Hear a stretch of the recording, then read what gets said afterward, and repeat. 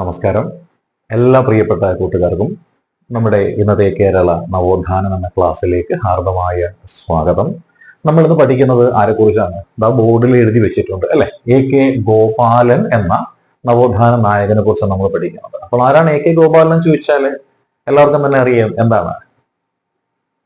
AKG എന്ന ചുരുക്കപ്പേരിൽ അറിയപ്പെടുന്ന വ്യക്തി അതാണ് AK ഗോപാലൻ. അദ്ദേഹം എവിടുത്തുകാരനാണ്? അതും നമുക്കറിയാൻ കണ്ണൂർ ജില്ലക്കാരനാണ് അല്ലെ. കണ്ണൂർ ജില്ലയിലെ മാവിലായി എന്ന് പറയുന്ന ഒരു സ്ഥലമുണ്ട്. കണ്ണൂർ ജില്ലയിലെ മാവിലായി എന്ന സ്ഥലത്ത് 1904 ജനിച്ച വ്യക്തിയാണ് AK ഗോപാലൻ. ഇദ്ദേഹത്തെ നമ്മൾ നവോത്ഥാന നായകൻ എന്നതിനേക്കാളൊക്കെ ഉപരിയായിട്ട് വിശേഷിപ്പിക്കുന്ന ഒരു പേരുണ്ട്. ആ പേരാണ് ഇവിടെ കൊടുത്തിരിക്കുന്നത്. പാവങ്ങളുടെ പടത്തലവൻ എന്ന് പേരിട്ടാണ് നമ്മൾ ഇദ്ദേഹത്തെ വിശേഷിപ്പിക്കുന്നത്. അപ്പോൾ ആരാണ് AK ഗോപാലൻ എന്ന് ചോദിച്ചാൽ പാവങ്ങളുടെ പടത്തലവനാണ്. അപ്പൊ എങ്ങനെ ഇദ്ദേഹം പാവങ്ങളുടെ പടത്തലവനായി എന്നതാണ് ഈ ഒരു വീഡിയോയിലൂടെ നമ്മൾ മനസ്സിലാക്കാനായിട്ട് ശ്രമിക്കുന്നത്. ഇന്ന് പഠിക്കുന്ന വിഷയം AK ഗോപാലൻ എന്ന ജനകീയനായ പാവങ്ങളുടെ പടത്തലവനെ കുറിച്ചാണ്. ക്ലാസ് എടുക്കുന്ന എന്റെ പേര് PS ശ്രീറാം എന്നുമാണ്. അപ്പൊ നമ്മൾ നോക്കുക അല്ലെ, ആരാണ് ഈ AK ഗോപാലൻ? അദ്ദേഹം കണ്ണൂർ ജില്ലയിലെ മാവിലായിൽ ജനിച്ചൊരു സാധാരണക്കാരനായിരുന്നു. അദ്ദേഹത്തിന്റെ കാലത്ത് അദ്ദേഹത്തെ ഏറ്റവും കൂടുതൽ സ്വാധീനിച്ച ആശയം എന്തെന്ന് വെച്ച് കഴിഞ്ഞാൽ ഇന്ത്യൻ നാഷണൽ കോൺഗ്രസിന്റെ ആശയങ്ങളായിരുന്നു അദ്ദേഹത്തെ ആദ്യമകാലത്ത് സ്വാധീനിച്ചത്. അദ്ദേഹം ഒരു സ്കൂൾ വിദ്യാർത്ഥിയായിരിക്കുന്ന കാലത്ത് ബാലഗംഗാധര തിലകന്റെ നേതൃത്വത്തിൽ നടന്ന ഹോം റൂൾ സമരവും, അദ്ദേഹത്തിന്റെ സ്കൂൾ വിദ്യാഭ്യാസം കഴിഞ്ഞ് അദ്ദേഹം പുറത്തിറങ്ങുന്ന സമയത്ത് ഇവിടെ നടന്നത് മറ്റെന്താ ആയിരുന്നു? എന്താണ്? മഹാത്മാഗാന്ധിജിയുടെ നേതൃത്വത്തിൽ നടന്ന മറ്റൊരു സമരം. ആ സമരത്തിന്റെ പേരാണ് നിസ്സഹകരണ സമരം.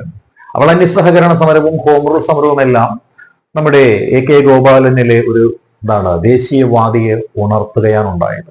എന്നാൽ കാലാന്തരത്തിൽ മഹാത്മാഗാന്ധിജി അദ്ദേഹം ആരംഭിക്കുന്ന സമരങ്ങളെല്ലാം ഇടയ്ക്ക് വെച്ച് നിർത്തുന്നു. അതായത് നമ്മളുടെ ഈ നിസ്സഹകരണ സമരം അദ്ദേഹം ഇടയ്ക്ക് വെച്ച് നിർത്തി കഴിഞ്ഞപ്പോൾ എന്തായി? ഇന്ത്യൻ നാഷണൽ കോൺഗ്രസിൽ പലതരത്തിലുള്ള ആശയ ഭിന്നതകളൊക്കെ ഉണ്ടായി. അതോടുകൂടി AK ഗോപാലനും പതുക്കെ ഗാന്ധിയൻ ലൈനിൽ നിന്നും മാറുകയാണ് ഉണ്ടായത്. എന്നിരുന്നാലും അദ്ദേഹം കോൺഗ്രസിന്റെ സജീവ പ്രവർത്തകനായിരുന്നു. അദ്ദേഹം അക്കാലത്ത് നടമാടിയിരുന്ന പല സാമൂഹ്യ അനാചാരങ്ങൾക്കും അനീതികൾക്കുമെതിരെ പ്രതികരിക്കുവാനായിട്ട് അന്നത്തെ ബഹുജന പ്രക്ഷോഭങ്ങളുടെ സംഘടിപ്പിക്കുന്ന നേതാക്കന്മാരുടെ ഒപ്പം മുൻപന്തിയിൽ തന്നെ ഉണ്ടായിരുന്നു. അതായത് ഏറ്റവും കൂടുതൽ സ്വാധീനിച്ചൊരു സമരം നമ്മുടെ കേരളത്തിൽ നടന്നിട്ടുണ്ടായിരുന്നു. കേരളം ഇല്ല, അന്ന് തിരുവിതാംകൂറാണുള്ളത്. ആ തിരുവിതാംകൂറിൽ നടന്ന സമരമാണ് വഴി നടക്കാനുള്ള സ്വാതന്ത്ര്യം ആവശ്യപ്പെട്ടുകൊണ്ട് TK മാധവന്റെ നേതൃത്വത്തിലെ വൈക്കം ക്ഷേത്രത്തിന്റെ മുന്നിലുള്ള നടപ്പാത ഈഴവരാതി പിന്നോക്ക വിഭാഗക്കാർക്ക് സഞ്ചരിക്കുവാനുള്ള സ്വാതന്ത്ര്യം വേണമെന്ന് ആവശ്യപ്പെട്ടുകൊണ്ട് നടന്ന സമരം. ആ സമരം ഇദ്ദേഹത്തെ വളരെയധികം സ്വാധീനിച്ചു. തുടർന്ന് അങ്ങോട്ട് അവകാശ സമര പോരാട്ടങ്ങളുടെ മുൻപന്തിയിൽ AK ഗോപാലൻ ഉണ്ടായിരുന്നു. ആ AK ഗോപാലനിൽ നിന്നാണ് ലോകം ആദരിക്കുന്ന AKG എന്നുള്ള ആ 3 അക്ഷരങ്ങളിലേക്കുള്ള അദ്ദേഹത്തിന്റെ വളർച്ച ആരംഭിക്കുന്നത്. AK ഗോപാലൻ തുടർന്ന് അങ്ങോട്ട് കോൺഗ്രസ് അല്ലെങ്കിൽ ഇവിടെയുള്ള ദേശീയവാദികൾ നടത്തിയ മിക്ക സമരങ്ങളിലും പങ്കാളിയായി. അദ്ദേഹം ആദ്യമായിട്ട് പങ്കാളിയായ സമരം എന്ന് വേണമെങ്കിൽ നമുക്ക് വിശേഷിപ്പിക്കാൻ പറ്റുന്ന ഒരു സമരം എന്താണ്? ഗുരുവായൂർ സത്യാഗ്രഹമാണ്. പക്ഷെ ഗുരുവായൂർ സത്യാഗ്രഹത്തിന് മുൻപ് അദ്ദേഹം പങ്കാളിയായ മറ്റൊരു സമരമുണ്ട്. അത് മറ്റൊന്നുമായിരുന്നില്ല, ഉപ്പ് സത്യാഗ്രഹ ജാഥയാണ്. 1930 ഏപ്രിൽ മാസം 13 മുതൽ 21 വരെ കോഴിക്കോട് ജില്ലയിൽ നിന്ന് കണ്ണൂർ ജില്ലയിലെ പയ്യന്നൂരിലുള്ള ഉളിയത്ത് കടവിലേക്ക് 32ഓളം വരുന്ന വോളണ്ടിയേഴ്സുമായിട്ട് നമ്മുടെ കേളപ്പൻ, കേരള ഗാന്ധി കേളപ്പൻ, മൊയ്യാരത്ത് ശങ്കരൻ, മൊയ്തു മൗലവി, P കൃഷ്ണപിള്ള എന്നിവരുടെ നേതൃത്വത്തിൽ കാൽനട ജാഥയായിട്ട് ഉപ്പ് കുറുക്കുവാനായിട്ട് നടന്ന ഒരു യാത്രയുണ്ട്. ഇതിനെയാണ് നമ്മൾ കേരളത്തിലെ ഉപ്പു സത്യാഗ്രഹ ജാഥ എന്ന് പേരിട്ട് വിശേഷിപ്പിക്കുന്നത്. ഈ ജാഥ പയ്യന്നൂരിലെ ഉളിയത്ത് കടവിലെത്തിയപ്പോൾ ഈ ജാഥയ്ക്ക് സ്വീകരണം നൽകിയ വ്യക്തിയാണ് AK ഗോപാലൻ. ആ സ്വീകരണ സമ്മേളനത്തിൽ AK ഗോപാലന്റെ അഭ്യർത്ഥന മാനിച്ചുകൊണ്ട് പ്രഭാഷണം നടത്തി സ്വാഗതം ആശംസിച്ച വ്യക്തിയാണ് കുറൂർ നീലകണ്ഠൻ നമ്പൂതിരിപ്പാട്. ഇതോടുകൂടിയാണ് AK ഗോപാലൻ എന്നുള്ള ഒരു വിപ്ലവകാരിയായ മനുഷ്യൻ പൊതുരംഗത്തേക്ക് എത്തിപ്പെടുന്നത്. തുടർന്ന് തൊട്ടടുത്ത വർഷം മറ്റൊരു സമരരംഗത്തേക്ക് ഇദ്ദേഹം വരികയാണ്. അതായത് ഒരു സമരം നടന്നിരുന്നു. സമരത്തിന്റെ പേരാണ് സത്യാഗ്രഹം. അതായത് ഗുരുവായൂർ സത്യാഗ്രഹം എന്ന് പറയുന്ന ഒരു സമരം. ഗുരുവായൂർ ക്ഷേത്രത്തിനകത്ത് കടന്ന് ആരാധന നടത്തുവാനായിട്ട് ഹൈന്ദവ വിഭാഗത്തിൽപ്പെട്ട എല്ലാ ജനതയ്ക്കും അനുവാദം ലഭിക്കുന്നതിന് വേണ്ടി നടന്നൊരു സമരമാണ് ഗുരുവായൂർ സത്യാഗ്രഹം എന്ന് പറയുന്നത്. ഈ ഗുരുവായൂർ സത്യാഗ്രഹത്തിന് ജനങ്ങളുടെ പിന്തുണ തേടുന്നതിന് വേണ്ടിയിട്ട് വടകരയിൽ നിന്നും ഇന്ത്യൻ നാഷണൽ കോൺഗ്രസിന്റെ നേതൃത്വത്തിൽ സുബ്രഹ്മണ്യൻ തിരുമുമ്പും AK ഗോപാലനും കൂടിയിട്ട് ഒരു ജാഥ നടത്തുകയുണ്ടായി. ഈ ജാഥയാണ് ഗുരുവായൂർ സത്യാഗ്രഹ ജാഥ എന്ന പേരിൽ അറിയപ്പെടുന്നത്. വഴിനീളെ മർദ്ദനങ്ങൾ ഏറ്റുവാങ്ങിക്കൊണ്ടും ബഹുജനങ്ങളെ സംഘടിപ്പിച്ചുകൊണ്ടുമായിരുന്നു ഈ ജാഥ ഗുരുവായൂരിൽ എത്തിച്ചേർന്നത്. തുടർന്ന് അങ്ങോട്ട് ഗുരുവായൂർ ക്ഷേത്രത്തിന്റെ മുന്നിൽ സത്യാഗ്രഹം ആരംഭിക്കുകയാണ്. സത്യാഗ്രഹം ആരംഭിച്ചപ്പോൾ സത്യാഗ്രഹ സമിതിയുടെ വോളണ്ടിയർ ക്യാപ്റ്റനായിട്ടുണ്ടായിരുന്നതും AK ഗോപാലനായിരുന്നു. അദ്ദേഹത്തിന്റെ ധീരമായ നിലപാടുകൾ കാരണം സത്യാഗ്രഹികൾക്ക് അവിടെ സത്യാഗ്രഹം ചെയ്യുവാനായിട്ടും സമരം ചെയ്യുവാനായിട്ട് സാധിച്ചു. ഇത് ഇഷ്ടപ്പെടാതിരുന്ന സവർണ വിഭാഗവും അവരുടെ ഗുണ്ടകൾ അഥവാ കിങ്കരന്മാരും കൂടി ചേർന്നിട്ട് നമ്മുടെ AK ഗോപാലനെ മർദ്ദിച്ച് അവസാനാക്കുകയുണ്ടായി. അപ്പോൾ ഗുരുവായൂർ സത്യാഗ്രഹ സമരവുമായി ബന്ധപ്പെട്ടുകൊണ്ട് മർദ്ദനമേറ്റ വ്യക്തിയാണ് ആര്? ഈ AK ഗോപാലൻ. തുടർന്ന് അങ്ങോട്ട് അദ്ദേഹം എന്ത് ചെയ്യുകയാണ്? തൊഴിലാളി പ്രസ്ഥാനങ്ങളിൽ സജീവമായിട്ട് പങ്കെടുക്കുകയാണ്. ഇക്കാലയളവിൽ അദ്ദേഹം എന്ത് ചെയ്തു? ഇന്ത്യൻ നാഷണൽ കോൺഗ്രസിൽ നിന്നും അദ്ദേഹം വ്യതിചലിച്ചുകൊണ്ട് മറ്റൊരു രാഷ്ട്രീയ പാർട്ടിയിലെ അംഗമായി. അദ്ദേഹം അംഗമായ ആ പാർട്ടിയുടെ പേരായിരുന്നു സോഷ്യലിസ്റ്റ് പാർട്ടി എന്ന് പറയും. കേരള സോഷ്യലിസ്റ്റ് പാർട്ടിയാണ്. ആ കേരള സോഷ്യലിസ്റ്റ് പാർട്ടിയിൽ അംഗമായിക്കൊണ്ട് അദ്ദേഹം എന്ത് ചെയ്തു? തിരുവണ്ണൂർ കോട്ടൺ മിൽ, മലബാറിലുള്ള തിരുവണ്ണൂരിലെ ഒരു കോട്ടൺ മിൽ തൊഴിലാളികളുടെ പ്രശ്നങ്ങൾ പരിഹരിക്കുന്നതിനും അവരുടെ ആനുകൂല്യങ്ങൾ നേടിയെടുക്കുന്നതിനും വേണ്ടി ഒരു സമരം നടത്തി. ആ സമരമാണ് തിരുവണ്ണൂർ കോട്ടൺ മിൽ സമരം എന്ന പേരിൽ അറിയപ്പെടുന്ന സമരം. 1935 നടന്ന സമരമായിരുന്നു തിരുവണ്ണൂർ കോട്ടൺ മിൽ സമരം എന്ന പേരിൽ അറിയപ്പെടുന്ന ഈ സമരം. പിന്നീട് അങ്ങോട്ട് അദ്ദേഹം ഒരു നേതാവ് എന്ന രീതിയിൽ വളരുകയായിരുന്നു. ആ കാലയളവിൽ മലബാറിലുള്ള, പ്രത്യേകിച്ച് കണ്ണൂരിലുള്ള കർഷകർ ഒരുപാട് യാതനകളും ബുദ്ധിമുട്ടുകളും അനുഭവിക്കുന്നുണ്ടായിരുന്നു. അവർ പട്ടിണിയുടെ തീരാക്കയത്തിൽ മുങ്ങിത്താഴുകയായിരുന്നു. അപ്പോൾ മലബാറിലുള്ള ഈ കർഷകരുടെ അല്ലെങ്കിൽ ഈ ജനതയുടെ പട്ടിണി മാറ്റുന്നതിന് വേണ്ടിയിട്ട്, ഭരണാധികാരികളുടെ കണ്ണു തുറപ്പിക്കുന്നതിന് വേണ്ടിയിട്ട്, കർഷകർക്ക് ആനുകൂല്യങ്ങൾ നേടിക്കൊടുക്കുന്നതിന് വേണ്ടിയിട്ട് AK ഗോപാലന്റെ നേതൃത്വത്തിൽ കുറേയധികം ചെറുപ്പക്കാർ സംഘടിച്ചു. 32ഓളം വരുന്ന ചെറുപ്പക്കാർ സംഘടിച്ചുകൊണ്ട് കണ്ണൂരിൽ നിന്നും മലബാർ ജില്ല, ആ മലബാർ ജില്ല എന്ന് പറയുന്നത് മദ്രാസ് സംസ്ഥാനത്തിന്റെ ഒരു ജില്ലയാണ്. ആ മദ്രാസ് സംസ്ഥാനത്തെ, മദ്രാസ് ഗവൺമെന്റിന്റെ മുന്നിൽ മലബാറിലെ, പ്രത്യേകിച്ച് കണ്ണൂരിലെ കർഷകരുടെ കണ്ണീരിന്റെ വില അറിയിക്കുന്നതിന് വേണ്ടിയിട്ട് ഒരു യാത്ര പുറപ്പെട്ടു പോവുകയാണ്. ആ യാത്ര കണ്ണൂരിൽ നിന്നും മദ്രാസിലേക്കാണ് പുറപ്പെട്ടത്. 1936 ഈ യാത്ര പുറപ്പെട്ടത്. 32ഓളം വരുന്ന വോളണ്ടിയർമാർ AK ഗോപാലന്റെ കൂടെ ഉണ്ടായിരുന്നു. പട്ടിണി ജാഥ എന്ന പേരിലാണ് ഈ ജാഥ അറിയപ്പെടുന്നത്. ഈ ജാഥയ്ക്ക് പട്ടിണി ജാഥ എന്ന പേര് വരാൻ കാരണം എന്താണ്? പട്ടിണി കിടക്കുന്ന ജനതയ്ക്ക് വേണ്ടിയിട്ട്, പട്ടിണിയുടെ വിലയറിയുന്ന ഒരു സമൂഹം, ആ സമൂഹം തെരഞ്ഞെടുത്ത് വിട്ട വോളണ്ടിയർമാർ പട്ടിണി അനുഭവിച്ചുകൊണ്ട് നടത്തിയ ജാഥ. അവർ ഭക്ഷണം തേടിയിരുന്നത്, ഈ പട്ടിണി എന്ന ജാഥ നടന്ന ആളുകൾ ഭക്ഷണം തേടിയിരുന്നത് ഗവൺമെന്റിനെ ബോധിപ്പിക്കുവാനും നാട്ടുകാരെ ബോധിപ്പിക്കുവാനുമുള്ള ലഘുലേഖകൾ വിതരണം ചെയ്തുകൊണ്ടും വഴിവക്കിലൂടെ കടന്നു പോകുമ്പോൾ ആരെങ്കിലും നൽകുന്ന ഭക്ഷണങ്ങൾ മാത്രം ഭക്ഷിച്ചുകൊണ്ടുമായിരുന്നു. അല്ലാതെ നമ്മൾ ഇന്ന് കാണുന്ന രീതിയിലുള്ള സുഭിക്ഷമായ ഒരു ജാഥയായിരുന്നില്ല ഈ ജാഥ. പട്ടിണി കിടന്നുകൊണ്ടുള്ള, പട്ടിണി അറിഞ്ഞുകൊണ്ടുള്ള, പട്ടിണി എന്താണെന്ന് മേലധികാരികളെ ബോധ്യപ്പെടുത്തുവാൻ വേണ്ടിയുള്ള ഒരു യാത്രയായിരുന്നു ഈ പട്ടിണി ജാഥ എന്ന് പറയുന്നത്. അത് കണ്ണൂരിൽ നിന്നും മദ്രാസിലേക്കാണ് നടത്തപ്പെട്ടത്. 32ഓളം വരുന്ന തിരഞ്ഞെടുക്കപ്പെട്ട വോളണ്ടിയർമാർ, അവരുടെ നേതാവായ AK ഗോപാലൻ, ഇതായിരുന്നു ഈ ജാഥ.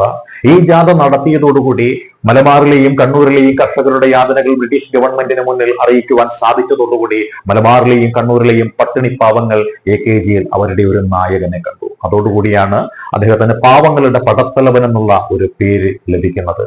AKGയുടെ സമരവും പോരാട്ടവും അവിടെ കൊണ്ട് തീർന്നില്ല. AKG വീണ്ടും സമരവുമായിട്ട് മുന്നോട്ട് പോവുകയാണ് ഉണ്ടായത്. AKGയുടെ അടുത്ത സമരം എന്ന് പറയുന്നത് മലബാറിന് വെളിയിലേക്ക് ഒരു ജാഥയുമായി വന്നു എന്നുള്ളതാണ്. 1938 തിരുവിതാംകൂറിൽ ദിവാൻ ഭരണത്തിനെതിരായിട്ട്, രാജഭരണത്തിനെതിരായിട്ട് ഇവിടെ ഒരു പ്രക്ഷോഭം ശക്തി പ്രാപിച്ചു വരികയാണ്. ആ ശക്തി പ്രാപിച്ച പ്രക്ഷോഭത്തിന് പിന്നിൽ അണിനിരന്നത് ഒരു സംഘടനയാണ്. ആ സംഘടനയുടെ പേരായിരുന്നു തിരുവിതാംകൂർ സ്റ്റേറ്റ് കോൺഗ്രസ്. 1938 രൂപീകൃതമായ പട്ടം A താണുപിള്ള ആദ്യത്തെ പ്രസിഡന്റായ ആ സംഘടനയുടെ പേരായിരുന്നു തിരുവിതാംകൂർ സ്റ്റേറ്റ് കോൺഗ്രസ് എന്ന് പറയുന്നത്. ആ തിരുവിതാംകൂർ സ്റ്റേറ്റ് കോൺഗ്രസ് പറഞ്ഞു, രാജാവിനോട് പറഞ്ഞു, രാജഭരണത്തോട് പറഞ്ഞു, രാജകിങ്കരന്മാരോട് പറഞ്ഞു, ജനങ്ങളോട് ഉത്തരവാദിത്വം വേണം. അതുകൊണ്ട് ഒരു ഉത്തരവാദിത്ത ഭരണകൂടമാണ് ഇവിടെ ഉണ്ടാവേണ്ടതെന്ന് പറഞ്ഞുകൊണ്ട് ഉത്തരവാദിത്ത ഭരണം ആവശ്യപ്പെട്ടുകൊണ്ട് തിരുവിതാംകൂർ സ്റ്റേറ്റ് കോൺഗ്രസിന്റെ നേതൃത്വത്തിൽ ഒരു പ്രക്ഷോഭം നടന്നു. ഈ പ്രക്ഷോഭത്തെ ഭരണകൂടം അടിച്ചമർത്തി, മർദ്ദനമുറകൾ അഴിച്ചുവിട്ടു. തിരുവിതാംകൂർ സ്റ്റേറ്റ് കോൺഗ്രസിന്റെ 12 പ്രസിഡന്റ്മാരെ പിടിച്ച് ജയിലിൽ അടച്ചു. പ്രസിഡന്റ് സ്ഥാനത്തിരിക്കുവാൻ പുരുഷന്മാർ ഇല്ലാതെ വന്നു കഴിഞ്ഞപ്പോൾ അക്കമ്മ ചെറിയാൻ എന്ന് പറയുന്ന തിരുവിതാംകൂറിന്റെ ഝാൻസി റാണി തിരുവിതാംകൂർ സ്റ്റേറ്റ് കോൺഗ്രസിന്റെ പ്രസിഡന്റായി. അക്കമ്മച്ചെറിയാൻ ഐക്യദാർഢ്യം പ്രഖ്യാപിച്ചുകൊണ്ട് തിരുവിതാംകൂറിലെ ജനതയുടെ യാതനയും വേദനയും സ്വന്തം വേദനയായി കണ്ടുകൊണ്ട് മലബാറിൽ നിന്നും എന്തും സഹിക്കുവാൻ തയ്യാറായ 28 വോളണ്ടിയർമാരോടൊപ്പം മലബാറിൽ നിന്നും ഒരു ജാഥയായിട്ട് പാവങ്ങളുടെ പടത്തലവനായ AKG തിരുവിതാംകൂറിലേക്ക് എത്തുകയാണ്. ഈ ജാഥയാണ് മലബാർ ജാഥ എന്ന പേരിൽ അറിയപ്പെടുന്നത്. തുടർന്നങ്ങോട്ട് AKGയുടെ സഹകരണം അല്ലെങ്കിൽ AKGയുടെ പ്രവർത്തനം എന്ന് പറയുന്നത് കേരളത്തിലെ പ്രത്യേകിച്ച് കൊച്ചിയിലെയും തിരുവിതാംകൂറിലെയും മദ്രാസിലെയും ജനങ്ങൾ നെഞ്ചോട് ചേർത്തൊരു കാലഘട്ടമായിരുന്നു ഉണ്ടായിരുന്നത്. ഈ കാലയളവിലാണ് അദ്ദേഹം സഹകരണ പ്രസ്ഥാനത്തെ ശക്തിപ്പെടുത്തേണ്ടുന്നതിന്റെ ആവശ്യകതയെക്കുറിച്ച് പഠിച്ചത്. ജനകീയ പ്രശ്നങ്ങൾ നിയമസഭയിൽ അവതരിപ്പിക്കണമെന്നുണ്ടെങ്കിൽ ജനകീയ തിരഞ്ഞെടുപ്പുകളിൽ മത്സരിച്ച് അധികാര സ്ഥാനങ്ങളിൽ എത്തണമെന്നുള്ള ചിന്ത ഇദ്ദേഹത്തിൽ വരികയും പൊതു തിരഞ്ഞെടുപ്പിൽ മത്സരിക്കുകയും ഒക്കെ ചെയ്തത്. അതിനു മുൻപായിട്ട് അദ്ദേഹത്തെ ഇവിടെ അറസ്റ്റ് ചെയ്യുകയുണ്ടായി. കരുതൽ തടങ്കൽ നിയമം. ആ കരുതൽ തടങ്കൽ നിയമത്തെ നമ്മൾ പറയുന്ന പേരാണ് പ്രിവെന്റീവ് ഡിറ്റൻഷൻ ആക്ട് എന്ന് പറയും. ആ പ്രിവെന്റീവ് ഡിറ്റൻഷൻ ആക്ട് പ്രകാരം 1950 ഇന്ത്യയിൽ ആദ്യമായിട്ട് സ്വതന്ത്ര ഇന്ത്യയിൽ ആദ്യമായിട്ട് ജയിലിൽ അടയ്ക്കപ്പെട്ട വ്യക്തിയാണ് AK ഗോപാലൻ. ഒരു പൗരന്റെ ഏറ്റവും പരമപ്രധാനമായ അവകാശങ്ങളാണ് സമത്വത്തിനുള്ള അവകാശമായ ആർട്ടിക്കിൾ 14, സ്വാതന്ത്ര്യത്തിനുള്ള അവകാശമായ ആർട്ടിക്കിൾ 19, ജീവിക്കുവാനുള്ള അവകാശമായ ആർട്ടിക്കിൾ 21. ആർട്ടിക്കിൾ 14, 19, 21 നിഷേധിക്കപ്പെട്ടു എന്ന് കാണിച്ചുകൊണ്ട് മദ്രാസ് ഗവൺമെന്റിന് എതിരായിട്ട് AK ഗോപാലൻ ഒരു നിയമ പോരാട്ടം നടത്തുകയുണ്ടായി. അത് ഇവിടെ പഠിക്കുന്ന അല്ലെങ്കിൽ മറ്റു പല കാര്യങ്ങൾക്കുമൊക്കെ എന്താണ് ഒരു കേസ് സ്റ്റഡി അല്ലെങ്കിൽ ഒരു കേസ് ഹിസ്റ്ററി ആയിട്ട് എന്നെന്നും നിലനിൽക്കുന്ന ഒന്നാണ് നമുക്കറിയാം. കരുതൽ തടങ്കൽ നിയമത്തിനെതിരായ ആദ്യത്തെ കേസ് എന്നാണ് ഇത് അറിയപ്പെടുന്നത്. തുടർന്നങ്ങോട്ട് AK ഗോപാലൻ എന്ന AKGയുടെ ഖ്യാതി ഭാരതം മുഴുവനും അങ്ങോട്ട് വളരുകയാണുണ്ടായത്. അതിന്റെ ഭാഗമായിട്ട് ഇവിടെ ഒരു സ്വതന്ത്ര ഗവൺമെന്റ് ഇന്ത്യയിൽ അധികാരത്തിലെത്തിയപ്പോൾ, ജവഹർലാൽ നെഹ്റുവിന്റെ നേതൃത്വത്തിലുള്ള ഒരു സ്വതന്ത്ര ഭരണകൂടം അധികാരത്തിലെത്തിയപ്പോൾ അധികാര സ്ഥാനത്ത് ഇരിക്കാതെ പ്രതിപക്ഷത്തിരുന്ന ഒരു വ്യക്തിയാണ് AK ഗോപാലനും അദ്ദേഹത്തിന്റെ പാർട്ടിയായ കമ്മ്യൂണിസ്റ്റ് പാർട്ടിയും. അപ്പോൾ ഈ 1951-52 കാലഘട്ടത്തിൽ തെരഞ്ഞെടുപ്പ് കഴിഞ്ഞപ്പോൾ ഇന്ത്യൻ നാഷണൽ കോൺഗ്രസ് 90% സീറ്റുകൾ കരസ്ഥമാക്കിയപ്പോൾ അനൌദ്യോഗിക പ്രതിപക്ഷമായിട്ടുണ്ടായിരുന്നത് ഇന്ത്യൻ കമ്മ്യൂണിസ്റ്റ് പാർട്ടിയായിരുന്നു. ആ CPIയുടെ നേതാവായിട്ട് അനൌദ്യോഗിക പ്രതിപക്ഷ നേതാവായിട്ട് തിരഞ്ഞെടുക്കപ്പെട്ട വ്യക്തി മറ്റാരുമായിരുന്നില്ല, ലോക്സഭയുടെ ആദ്യത്തെ പ്രതിപക്ഷ നേതാവ് എന്ന പേരിൽ അറിയപ്പെട്ടത് AK ഗോപാലൻ എന്ന AKG ആയിരുന്നു.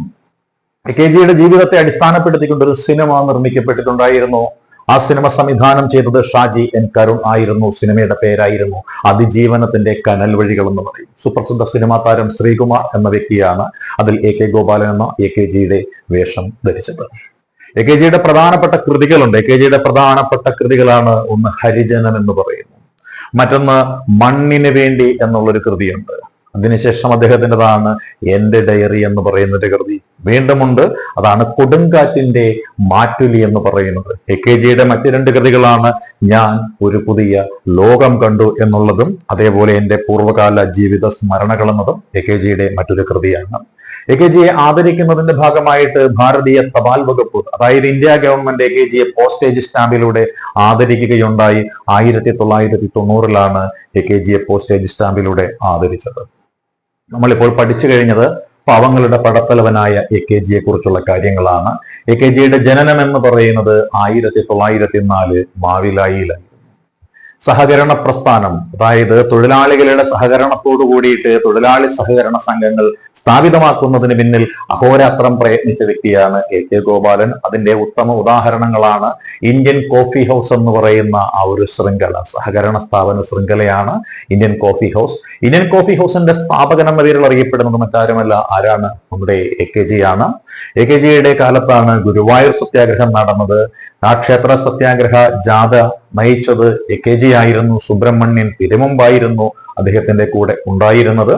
അതേപോലെ തന്നെ AKG വടകരയിൽ നിന്നുമാണ് ഈ ജാഥയുമായിട്ട് ഗുരുവായൂരിലേക്ക് വന്നത്. അതിനു മുൻപ് AKG ചെയ്തത് എന്തെന്ന് ചോദിച്ചാൽ ഉപ്പു സത്യാഗ്രഹ ജാഥയ്ക്ക് ഒരു സ്വീകരണം നൽകുകയുണ്ടായി. പയ്യന്നൂരിലെ ഉളിയത്ത് കടവിൽ വെച്ചാണ് അദ്ദേഹം സ്വീകരണം നൽകിയത്. തൊഴിലാളി പ്രസ്ഥാനത്തിൽ സജീവമായ AKG 1935 തിരുവണ്ണൂർ കോട്ടൺ മിൽ സമരത്തിൽ പങ്കെടുക്കുകയുണ്ടായി. 1936 പട്ടിണി ജാഥ എന്നൊരു സമരം, പട്ടിണി ജാഥ എന്ന് പറഞ്ഞു കഴിഞ്ഞാൽ കർഷകരുടെ പട്ടിണിയും യാതനയും എല്ലാം പൊതുസമൂഹത്തിനെയും ഭരണാധികാരികളെയും ബോധ്യപ്പെടുത്തുന്നതിന് വേണ്ടിയിട്ട് ആഹാരം ഉപേക്ഷിച്ചുകൊണ്ട് വഴിയിൽ നിന്നും കിട്ടുന്ന തുച്ഛമായ ഭക്ഷണം മാത്രം സ്വീകരിച്ചുകൊണ്ട് ഗവൺമെന്റിനെതിരായിട്ടും ഭരണകൂടത്തിനെതിരായിട്ടുമുള്ള ലഘുലേഖകൾ വിതരണം ചെയ്യുമ്പോൾ കിട്ടുന്ന തുച്ഛമായ പണം ഉപയോഗിച്ചുകൊണ്ട് പട്ടിണി മാറ്റുന്ന നമ്മൾ ജാഥയായതിനാലാണ് ഇതിനെ പട്ടിണി ജാഥ എന്ന് പേരിട്ടുകൊണ്ട് വിശേഷിപ്പിക്കുന്നത്. മദ്രാസിലേക്കായിരുന്നു ജാഥ. 32 പേരായിരുന്നു ഉണ്ടായിരുന്നത്. ഈ ജാഥ നടത്തിയതോടുകൂടിയാണ് AKG പാവങ്ങളുടെ പടത്തലവൻ എന്ന പേരിൽ അറിയപ്പെട്ടത്.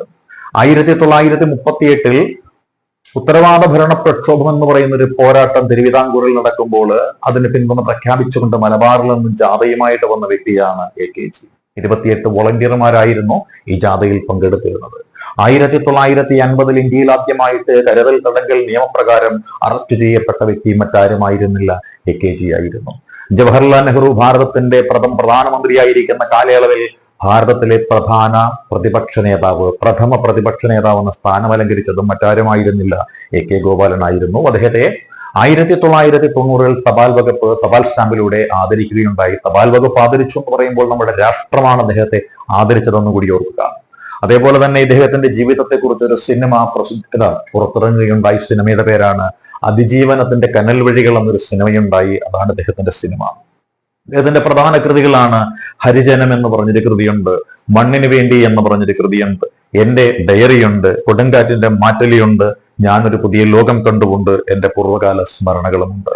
അപ്പൊ നമ്മളിപ്പോ നോക്കിയത് AK ഗോപാലൻ എന്ന നവോത്ഥാന നായകനെ കുറിച്ചാണ്. ഇദ്ദേഹത്തെ കുറിച്ച് പറഞ്ഞ കാര്യങ്ങൾ എല്ലാവർക്കും ബോധ്യമായി കാണുമെന്ന് വിശ്വസിച്ചുകൊണ്ട് നിർത്തുന്നു. All the best.